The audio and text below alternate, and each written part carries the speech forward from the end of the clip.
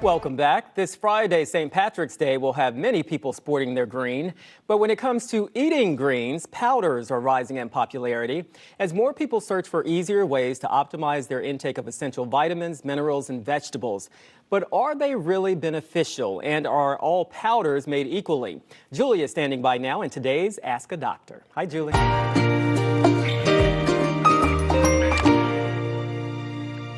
Hey, Lewis. Despite being told to eat greens since childhood, only 12% of the U.S. population actually eats the recommended amount of fruits and vegetables daily.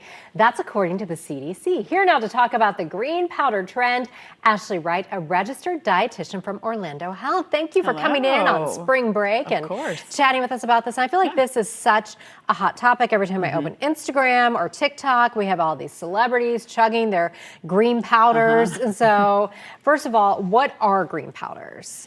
So green powders are basically, they're taking your vegetables, if you're thinking about spinach, kale, broccoli, Brussels sprouts. Sometimes there's even some fruit in there too to give a little bit of sweetness.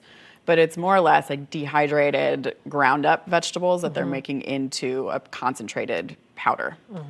So one day I decided maybe I should get in on this, even though I know that the celebrities don't look like what they look like because of these powders exclusively. And then I went and searched online, and there were so many options that I really had no idea where to start. Is this something that you recommend? And if so, what do you need to be looking for? So I'm always on the side of, we're always better off to be eating our whole fruits and vegetables as often as we can, because our body knows what to do with them and we utilize them so much better. But if you're somebody, say, who has, a picky eater in the family, or you're a picky eater who doesn't like a whole lot of vegetables, then they can be a good option. But the main thing that you want to look at is, there's different levels of quality with them. So one thing to look for is that a product is third-party tested, because then we know the actual safety of it. And also looking at the ingredient list to make sure that you can actually understand and pronounce everything that's in it, and that you see those good green vegetables as part of those first ingredients that you're looking at. And you mentioned third-party testing. So many supplements I know are not regulated or not tested. Are there any particular organizations, or who should we be looking for with that third-party testing? USP is always a thing that you want to be looking for. Because that's the problem with so many supplements that are out there on the market, is that we don't exactly know the safety of a lot of them. So we don't want to just be going and picking a supplement off the shelf and not knowing the safety. And it's always good to run it by your doctor first before you start taking any kind of supplement. And we mentioned at the beginning, only 12% of Americans are getting the recommended amount of vegetables and fruits. And, I feel like the recommendations change sometime. What are those recommendations? What should we be trying to get from whole food, as you said?